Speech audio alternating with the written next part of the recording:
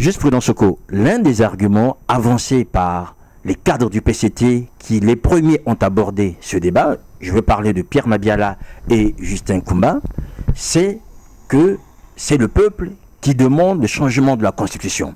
Alors, on est un peu surpris par cet argument aussi facile.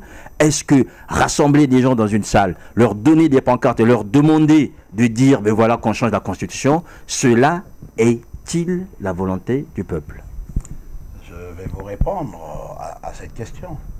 Je ne suis pas le ministre Mabiala, mais je pense que le ministre Mabiala, en répondant ainsi, disant que c'est le peuple qui veut ce changement de la Constitution,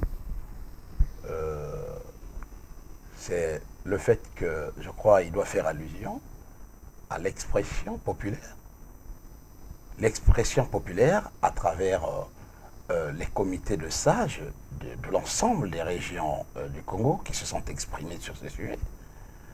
Ayant fait allusion à cette expression populaire qui il faut se le dire, vous parlez de ça, il faut le dire que le comité des sages n'a aucune existence légale dans le fonctionnement des institutions du Congo. Mais donc, bien sûr, c'est pour cela qu'un groupe peut se retrouver, se constituer en comité des sages, donner un avis, et cela ne signifie pas qu'on doit en tenir compte dans la vie nationale. Mais ce dont j'ai peur, c'est que je pense que la réalité n'est pas celle que vous décrivez. C'est-à-dire que ce n'est pas un groupe d'individus qui se sont retrouvés, non. À travers des régions du Congo, les sages, je dis bien les sages, faudrait-il qu'on prenne un jour ces comités de sages ou l'existence des sages en compte chez nous?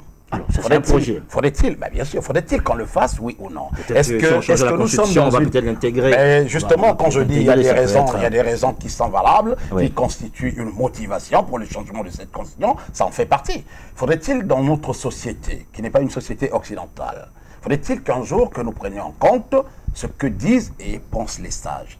Je pense que ça fait partie des fondamentaux de notre société. Il faut en tenir compte. Le ministre Mabiala s'est exprimé là-dessus parce que justement, il tenait compte de cette réalité qui me semble être nouvelle pour certains Congolais. Mais moi, les sages vaut du respect aussi bien que la Constitution. Donc voilà comment je vois les choses. C'est à partir de cette approche que le ministre Mabiala a eu à s'exprimer. Vous savez, le ministre Mabiala, intellectuel confirmé, c'est pas le Congolais lambda qui ira dire n'importe quoi. C'est fort de cette observation qui s'est exprimé. C'est une réalité.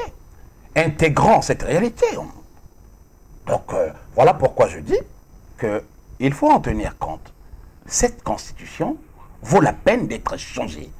Ça fait partie d'un des aspects que je viens d'évoquer. Donc, voilà la réalité, M. Sirmakoso.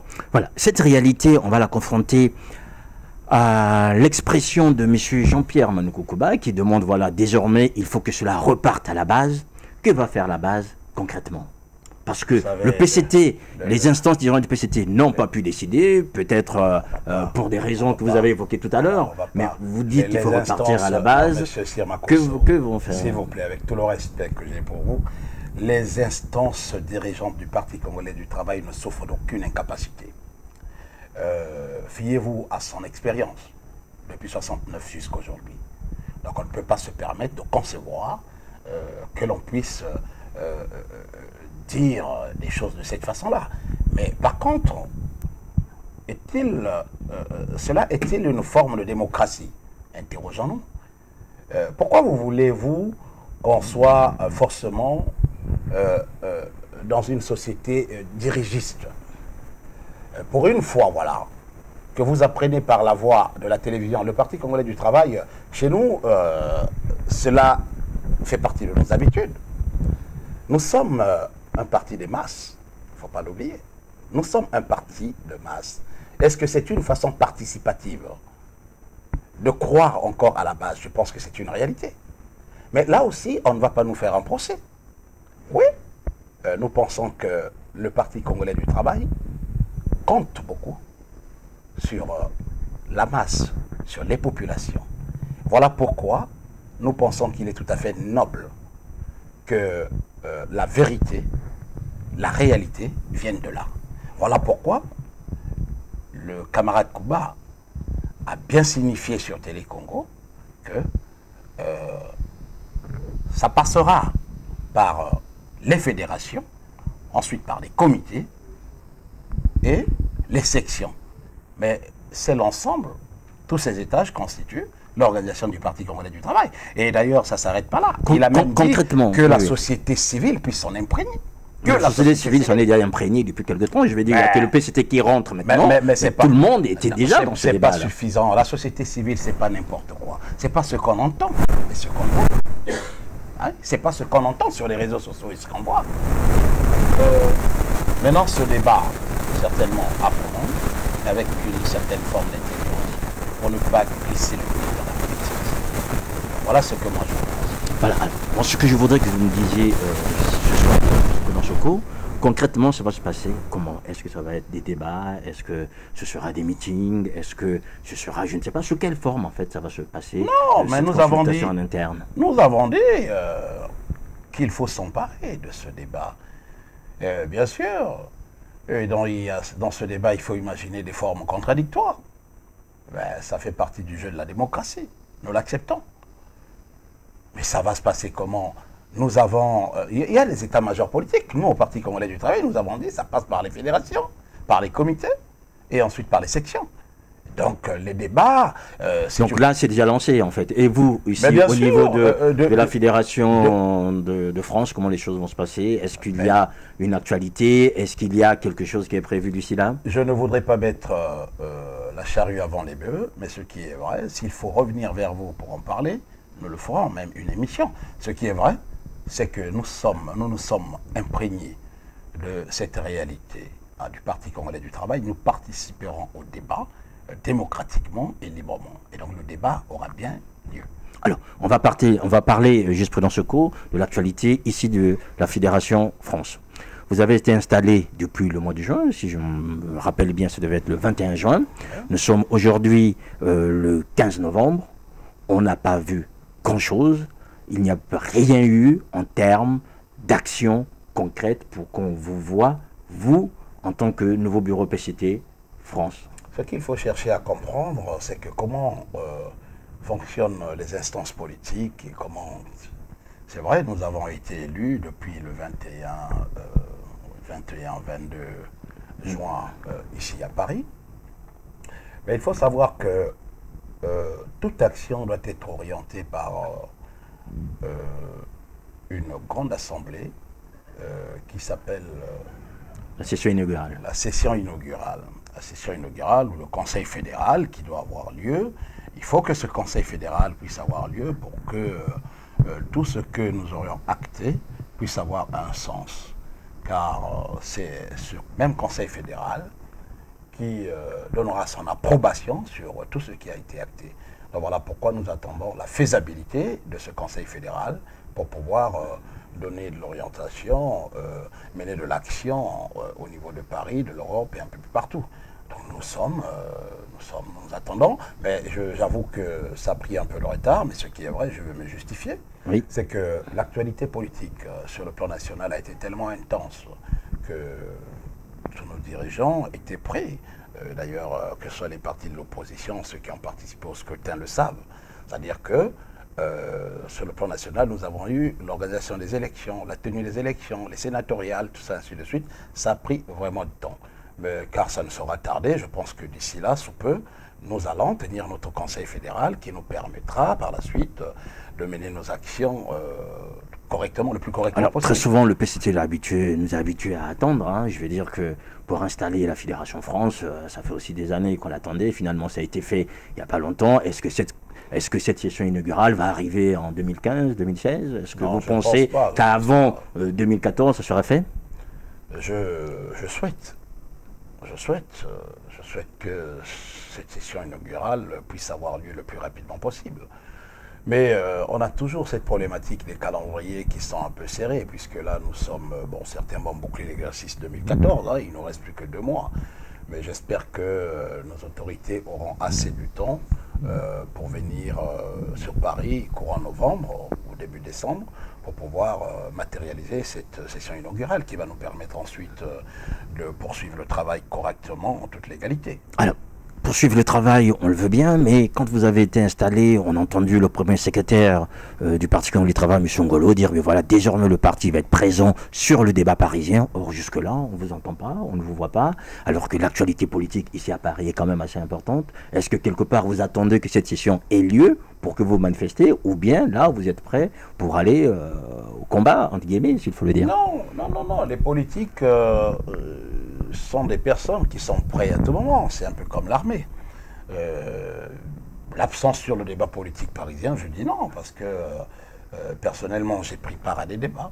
Je crois qu'au niveau du secrétariat fédéral, j'ai des camarades qui ont pris part à des débats. Nous participons au débat plus qu'avant.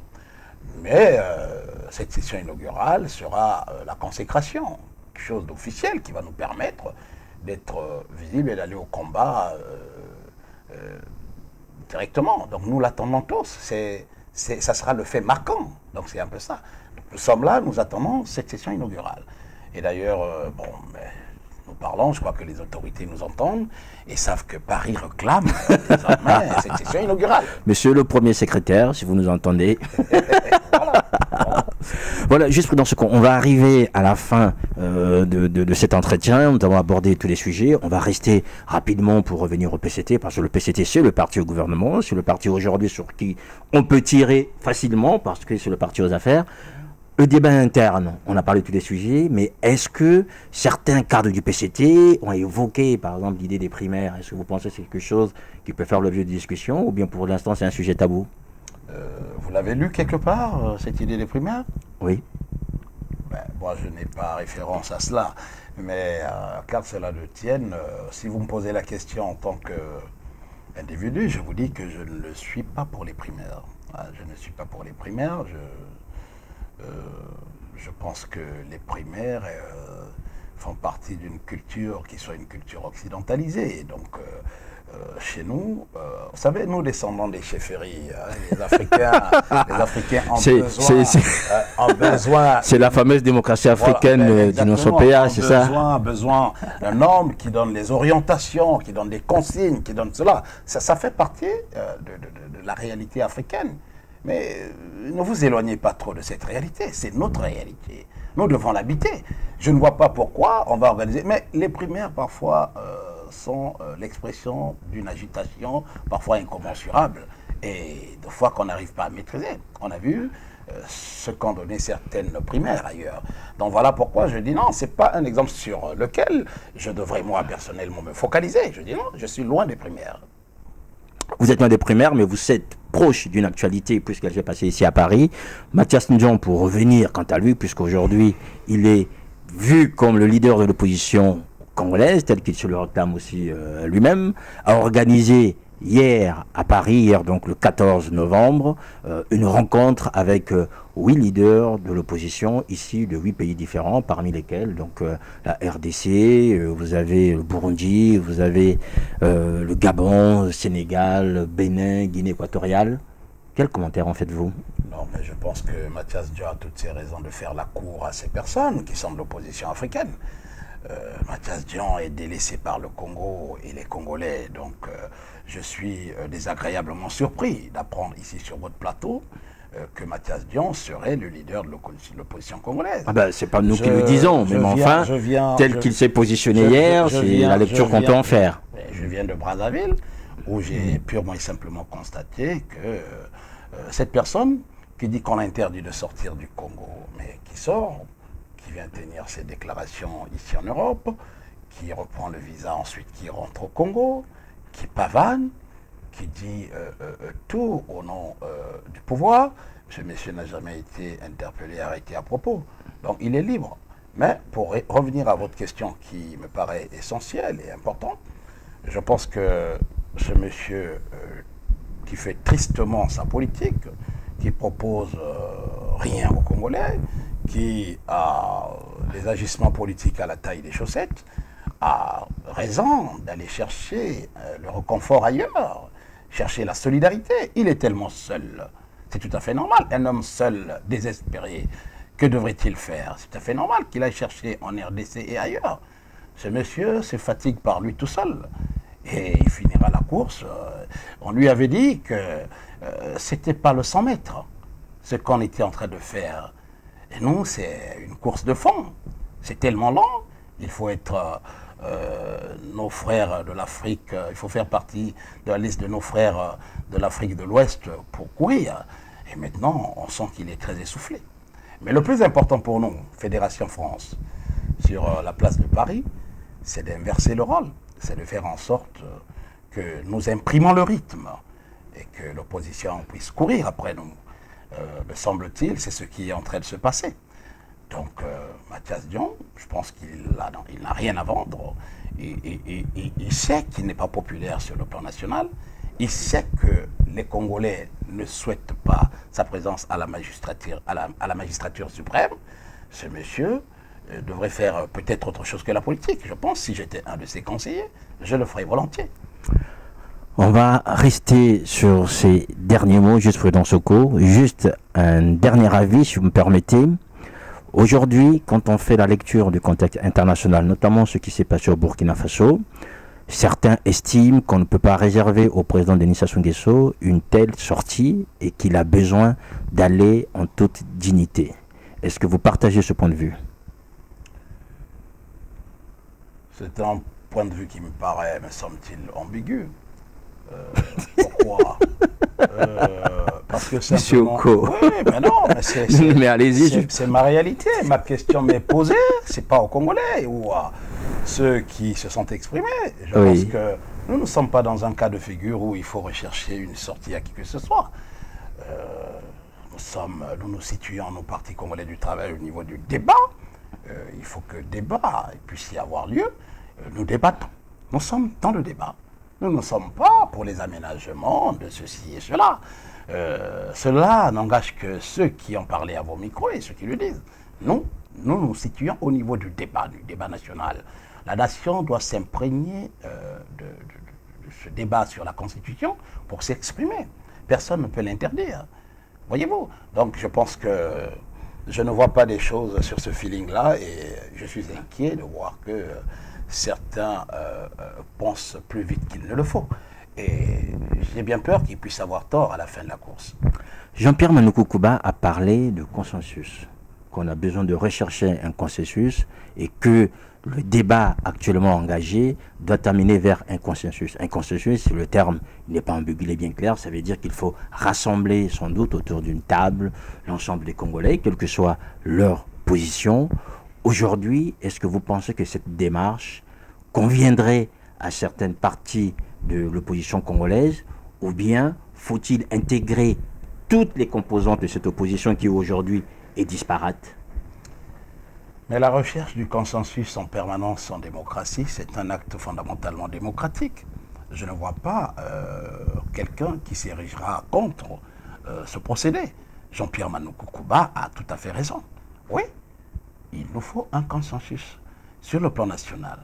Sous quelle forme, pardon, si vous permettez, juste Prudent Soko, est-ce qu'on va refaire une conférence nationale? Est-ce qu'on va faire, pour que certains appellent ici, les assises? Est-ce qu'on fera faire encore les états généraux? Vous l'envisagez comment au PCT, en fait? Mais la forme nous l'envisageons sous forme de débat. Et d'ailleurs, Jean-Pierre Manoukou Kouba, qui s'est exprimé sur Télé Congo, le membre du bureau politique, sénateur, a bien dit qu'il s'agira d'un débat.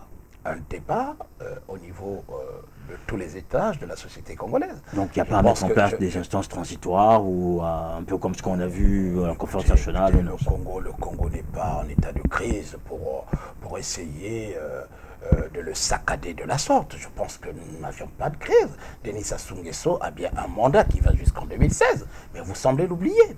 Vous semblez l'oublier. C'est jusqu'en 2016 qu'il est président. Hein? Cher Makosso Sia. Donc je pense qu'à ceux-là qui passent chez vous, ou bien dans les différentes lectures que vous avez l'habitude de faire, il faut le constater. Il faut réaliser que le président de la République, sa mandature va jusqu'en 2016. Donc jusqu'en 2016, il est chef de l'État, président de la République. Je comprends qu'il y ait des gens qui soient pressés, mais il faut avoir la manière. Je leur conseille la manière. Hein? Il ne faut pas être pressé à avaler je ne sais quoi et puis on se retrouve avec l'eau dans la bouche qui soit l'eau de mer et l'eau salée qu'on finit toujours par recracher. Donc la précipitation, ce n'est pas notre affaire. Nous sommes organisés, ordonnés et disciplinés. Nous avons passé des consignes à tous les étages de notre organisation politique pour que les Congolais, qui font partie du Parti congolais du travail, voire même au-delà, puissent s'imprégner de cette réalité. Donc nous nous engageons dans un débat qui soit un débat national. Voilà, juste Prudent Soko, nous allons sacrifier à un rituel à un rituel propre en Bonguicho, c'est que je viens vous demander de regarder la caméra et de faire une déclaration, ce qui vous passe par la tête, ce que vous pensez dire aux Congolais qui vous écoutent et qui vous regardent à travers Ziana TV. Oui, je vais me prêter à l'exercice. Chers Congolais et Congolaises, l'heure sur le plan national est au débat. En tant que chargé de la communication et porte-parole de la Fédération PCT France, j'exhorte des Congolais de toutes parts à prendre part à ce débat national autour de la Constitution congolaise. Voilà ce que j'ai à dire à mes compatriotes. Voilà. Merci Juste Prudent Soko. Merci pour votre fidélité. Portez-vous bien. À très bientôt.